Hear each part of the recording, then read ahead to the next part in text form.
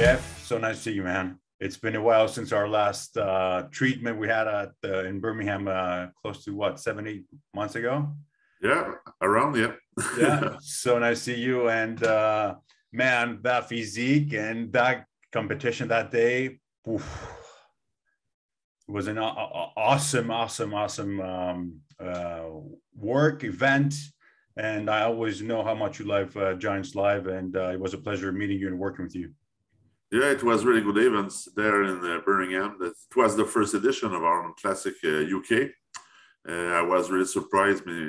I think it's the first time since the pandemic situation started, we compete in front of a full crowd, very big crowd, like 5,000 person. It was a really good moment. Yeah. Amazing. Yeah. And also, it's, I remember when we're chatting, it's like, it feels weird with so many people around because it was. I always wanted to know how everything started. Who is JF? Who is that kind giant? Oh, it started a long time ago. It's that 2004, I tried strongman just because somebody asked me to try, And that time I was working in a farm and in an animal feed factory, and few strongmen trained there in the factory, because we have big building to do that. And one day they asked me to try tire flip and farmer's walk and lifting stones, and I lifted. And they asked me to, because they trained for the provincial in Quebec, and that year the provincial was in Montjoly, and that's the same city where I work. Okay. And said, Jeff, why you don't try the competition? And okay, why not? Why not? And I try. I just start to train. I have like 3 weeks of training, I think. And I just train with the strongman events. I don't train. I never been in gym before, almost. Then I compete there, and I beat almost all the guys training in the factory. Then I say, okay, maybe I need to continue and try. Maybe I have some talent for strength sport. Then from there, in 2004, my training start. And just 4 years later, I make my first World's Strongest Man appearance. So like 2004, you're like what, 22? Right. You've never done anything, just... No. Okay. And regarding that, I've seen you've got some records in powerlifting. How did that whole thing start? Yeah, but because, when back in 2004 to 10 around, there are not so many strongman contests, okay? We just compete in summer, almost. Then in the winter, we do powerlifting. Okay. Well, we like that. It's a good mix, you have to learn to... Anyway, you have to squat, then lift and press every week. It was same, and I learned this sport also, and I really like. And in that time, it was just equipped powerlifting. Raw powerlifting doesn't exist before. Then we compete with suits and with bench shirt and stuff like that. Yeah. It was very funny. It was very funny to learn about those equipment, and I do, I think, more than 50 contests in powerlifting also. And many of my records still there, in Canada. I think the best moment I have, it was when I was 23 years old. I was junior at that time. Just 1 year after I started to train, I beat the WPA world record. It was 700 pounds, and I pulled it after 1 year of training. And it was really surprising. But when I did my first deadlift, I pulled 585, then six plate on a bar, and the guys not understand what's happening there. Because at that time, you have to remember 700 was a big weight. Then now it's everybody pulled that weight, but in that time it was big. Remember Magnus Samuelsson max deadlift was 700. Yeah. Then I pulled that weight at 23 years old, and I remember one old man, like he was 55, I think, and he competed in that time in strongman and powerlifting. And he said to my training partner and the people in my area in Quebec, he said, this guy will pull 900 pounds if he continue to train one day. And everybody said, you're crazy, it's not possible. Then Well, Yeah, he got right. He got right. It was something special, and it's why also my friends and training partner push me to continue all the time, because they knows maybe I can go to high level. Then it was really good. I was really lucky to meet those guys finally.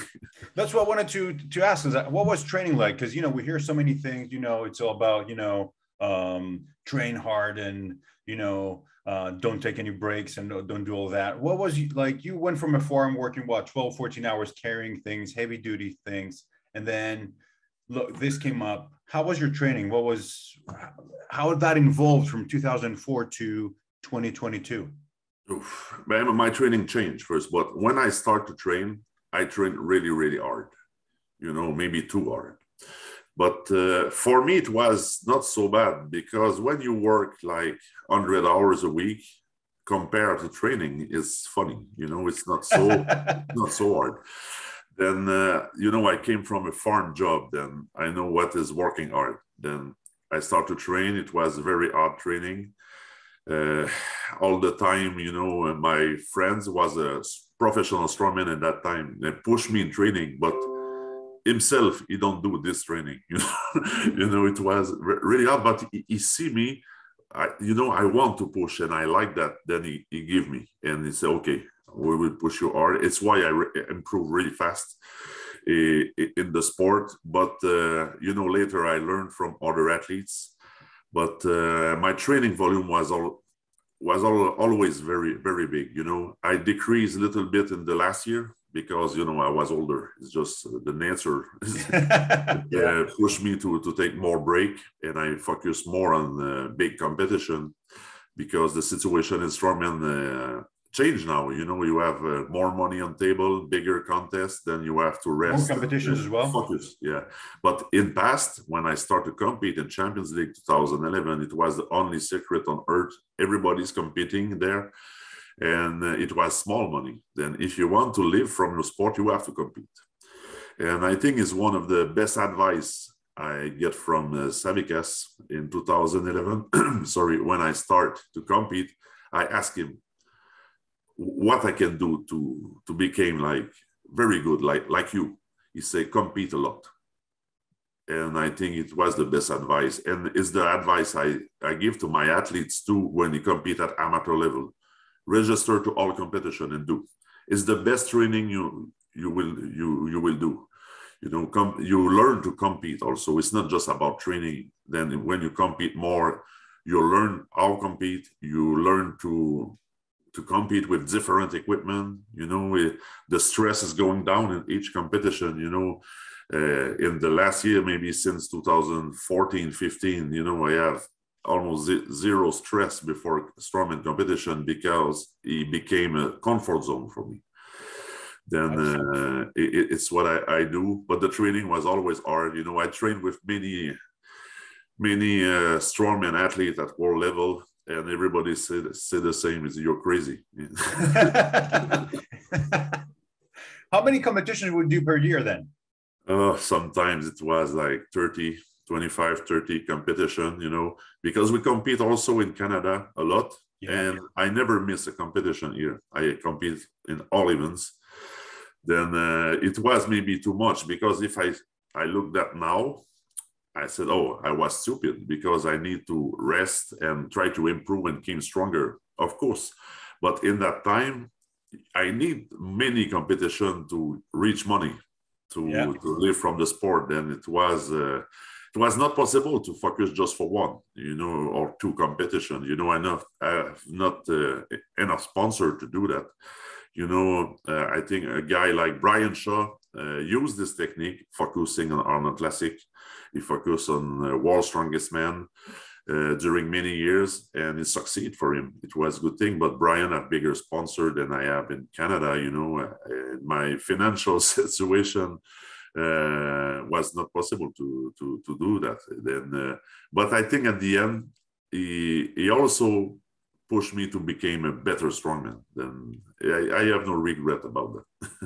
Yeah, because don't forget that better that a strongman's life, if you put like nutrition, supplementation, traveling, all that costs a lot. People don't know that. Food. Yes. Food is the most expensive, and right now is horrible. It's crazy, like the price go up. But in the last year, it cost me like $500 just for food each week. You know, it's expensive, but you need to do that. You want to become a strongman athlete at world class, like a top 10, or you want to stay there in that top 10. If you're already there, you have to do this. Eating like 8,000 calories a day, train, sleep, take treatment, stretch, and repeat. You know, it's just that it's a little bit special for me now, this special situation, you know, because I have no competition. I just need to like example, I have to recover, go to work normally, you know, eat 3 meals a day only. Then no, I you know, I find it's fun, you know. If I restart to train like 2 weeks ago, and but yesterday, okay, I was supposed to train, but I have something other happening. Then that's not a problem. Because that would be my question. Like, we all saw what happened, and I want you to take me through that day, if you don't mind, like the competition at the Rogue Invitational that I had 2 months ago. Man, you looked like that squat, that deadlift, I think were the best of your career. Yep.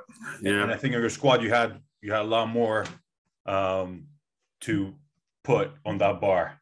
Oh, of course. I have 100 pounds place, I think.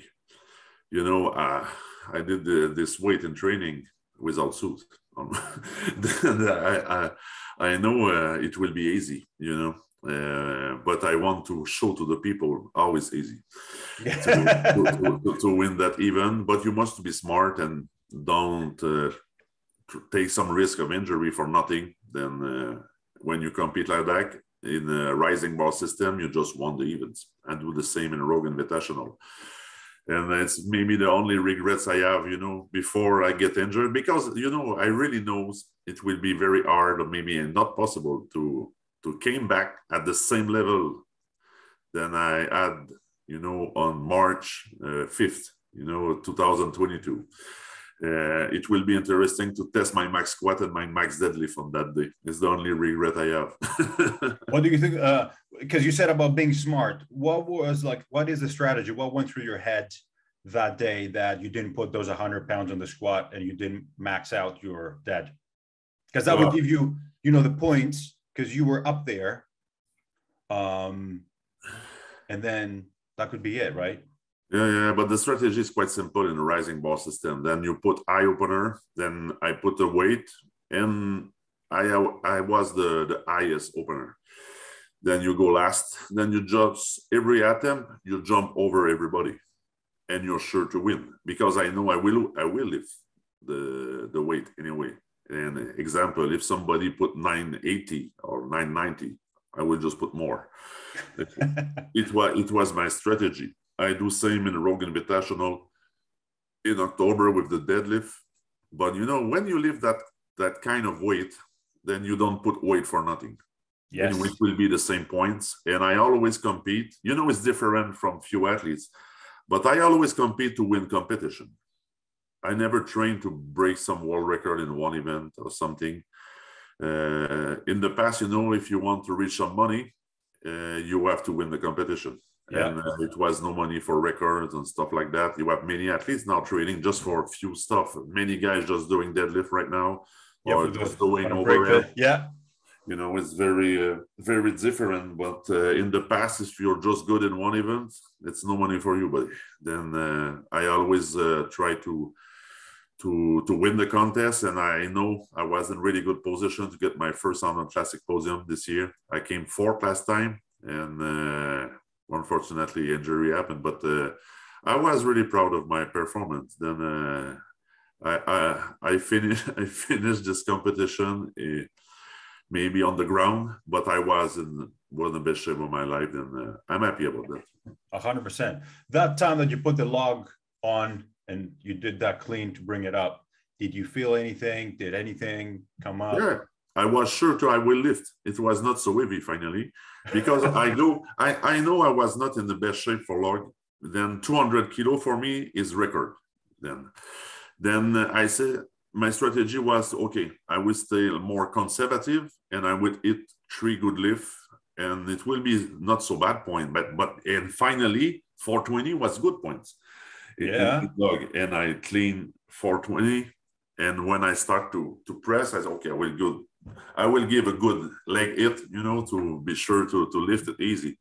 And what I remember, I just not going up, I'm going down. I just listen the noise in my knees. I feel almost nothing, and I just fall, because when you broke the quad tendon, you cannot stand up. Your quad is totally not working, and I just felt on the ground, and now the pain's coming. It was horrible. It was horrible when I tried to move, and the pain was very, very, very, very intense. And I think the doctor said to me it was more painful because I wear like sleeves and Ray-Ban shorts, and I have rotator cuff over the sleeve, because I have a little bit like patella pain before the lift, and I put cuff, and it was very tight. And when they cut that at the hospital, I said, come on. Yeah. Pain is going on, but it takes 1 hour before that moment, But I appreciate the help I have there, But when I was on ground, I know, maybe I know exactly what I had. And I said, maybe it was the last time I competed in front of a big crowd like that. So you're 2 months now into your recovery, and I believe you're doing really, really, really well. What's going on? Because like you bent like 120, 110 degrees bend now. Yeah. My worst one is the right one is more tight. The surgery is not exactly same maybe in both legs. It's not breaking. It's not a very exact science. Yeah. It's maybe broke differently. And what happened yesterday in physio, I bent 120 on the right side and 130 in the left side. Then fast, man. Good job. Yeah, it's really not bad. Okay, still tight, the morning like now. But after a few stretching in the hot tub, it's not so bad. It's not so bad. I 1 month in front on my recovery. The physio was really surprised how I recover, but I do my own work too. I think many people's not doing the physio right. I do my job, and I will restart next week some weight training at the gym for legs already. Some is leg curls. Because it's very hard to use your hamstring when you cannot bend your legs. Yeah. Then I will start to work on some leg curls, some leg extension also, because the quad is working now. It's working good. It takes some weeks to regain because it was total die. But with electric stimulation and physio exercise, it's working. And maybe some leg press without weight, just working. And I start to do some bicycle last week. Nice. Because it's good stretching. If you're able to that movement, you can just drop the seat one inches and try again, and you stretch your legs very good. But if you don't know, I walk almost normally, but I need some concentration, because it's easy to wobble. But if I want, I can walk almost normally, and nobody knows what happened. Yeah. How's your the state of, because you said I'm out, I'll retire, which it could be 6 months from now, 7 months from now, you can be like, you know what, I think I can pull it through. What's the mental state? Because you said before, I didn't go training yesterday. I'm eating 3 meals a day. How's the psychology after this? Because you've been doing this for almost 20 years. Yeah. What's the mentalite? What's going on? Yeah. But I'm very positive about that, because in all sport, at one day you have to stop. Yes. But the good thing is I still in the sport because I organize meet. I go to train in a way, and my training partner come at home to train strongman events, and you know, I just cannot pull a truck, but I can help them to set up the thing. You know, it's almost same for me, a lot easier, of course, of course. But you know, I like the sport. But at one day, you know, we have new people coming to take your place. It's working like this. I have new goals now, and you know, new stuff arriving, a new job. New stuff arriving in my life, and I was very positive about that. But I'm not complaining because you know when I look behind me, I feel like I was very lucky to have this career. You know, I was almost never injured seriously. Yeah.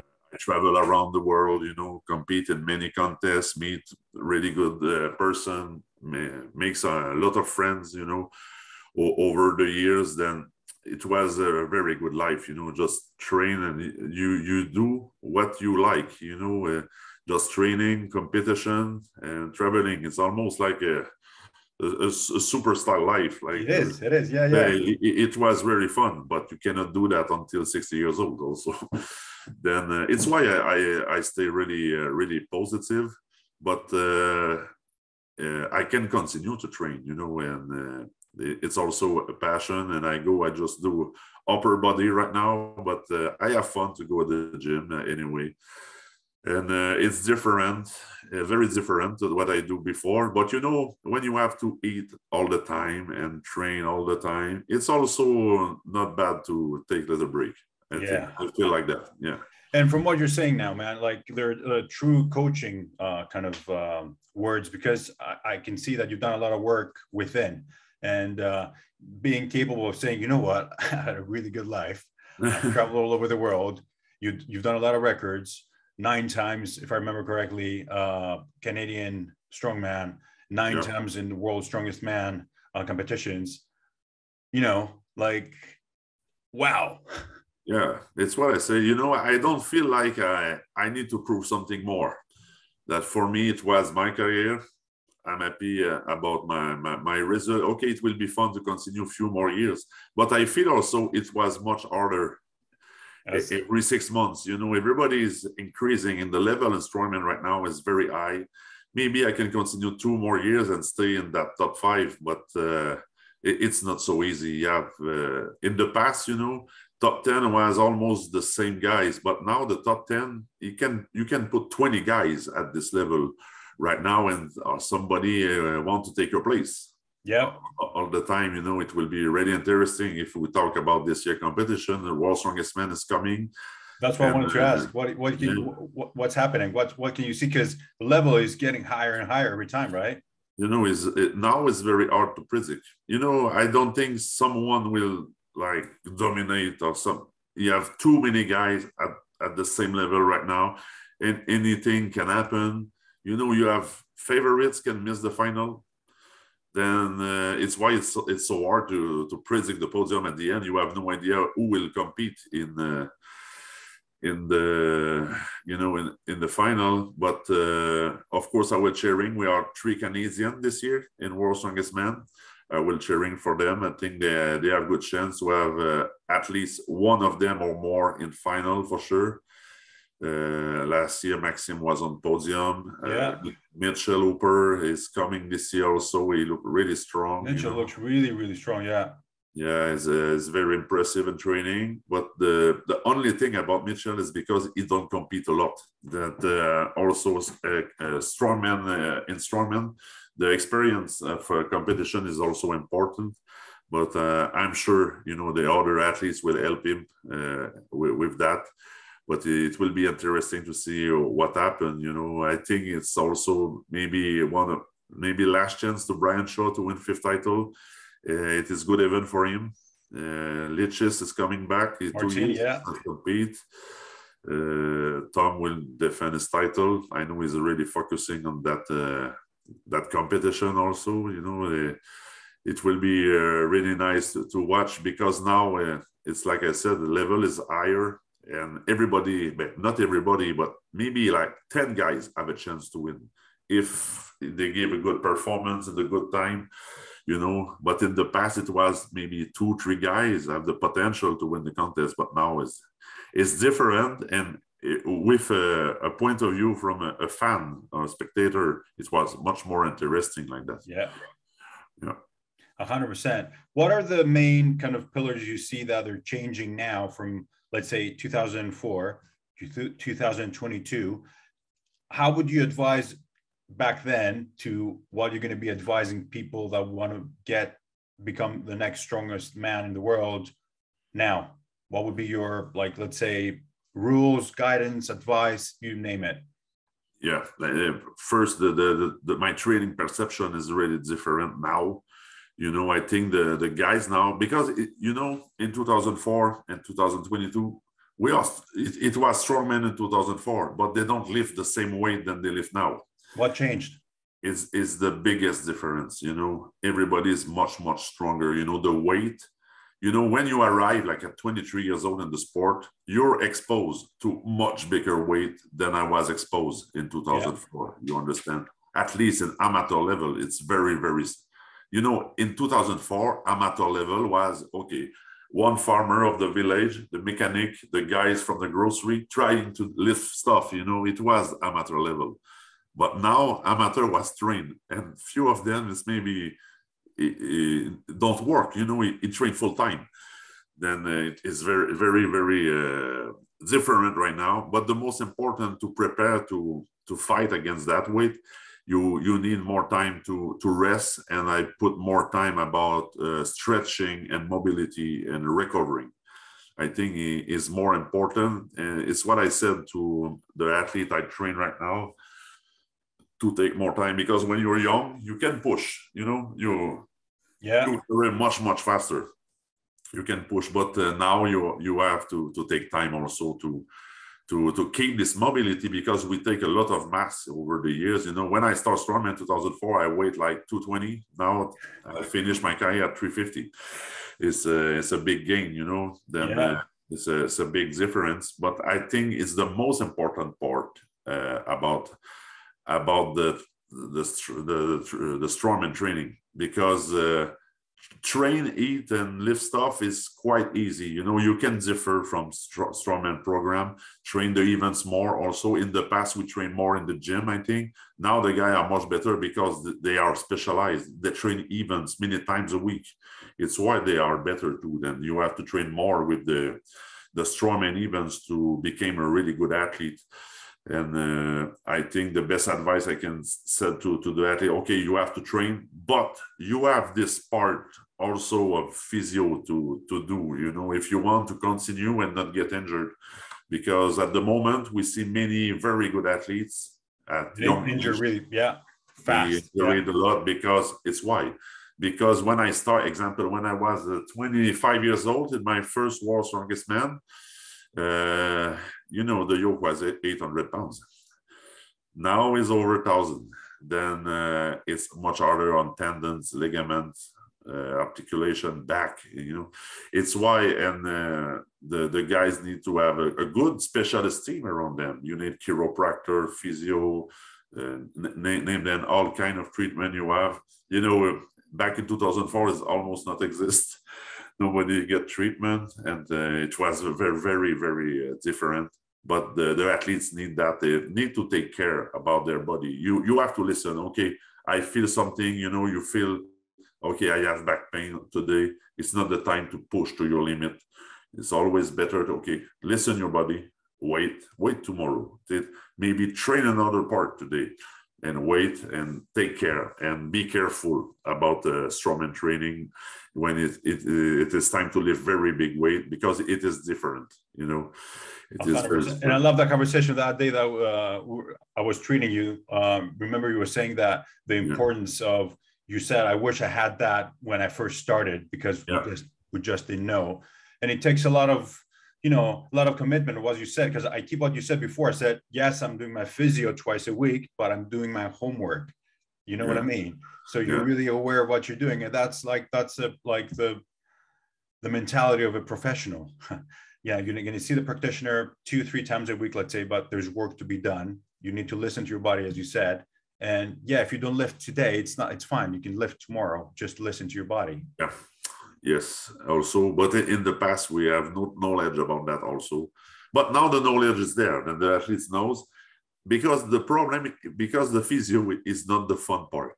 Yeah, yeah, yeah. It's For not us, sexy. for us, the funny part is the training. Yeah. We like to lift weights, but the physio is a little bit boring. But Yeah. is a part. You want to be a professional strongman, is a package. You need to do all package. If you miss one part of the package, you will be not at world class. You will be down. It will happen something. Of course, then you don't have the choice. You choose this work. You have to do all tasks. 100%. What's next for JF? What's the plan? You've got some athletes that you train. Are we going to see? I restart to train the coaching online. I have many guys from around the world, training with me online. I have few guys already qualified for Short Classic Open. It's really awesome, man. Good news. I think we are at 4 or 5 Canadian. I don't see the official list, but I think 5 Canadian will be qualified for Short Classic. Also, I will organize this year. Festival are back after pandemic. Yeah, and we have 5 events in Canada for professional strongmen. Then the Canada Strongest Man contest will be the biggest of them, but it's good to see him back, because we have like a 2-year break. Last year I just organized Canada Strongest Man with my own money. It was not so good, but I need to do something. We not compete since 2 years, but now it's back, and I see it will be much bigger next year, because the festival are not restart this year. Because to organize a big festival with music artists and stuff, you need 1 year. Then now it's too late to organize.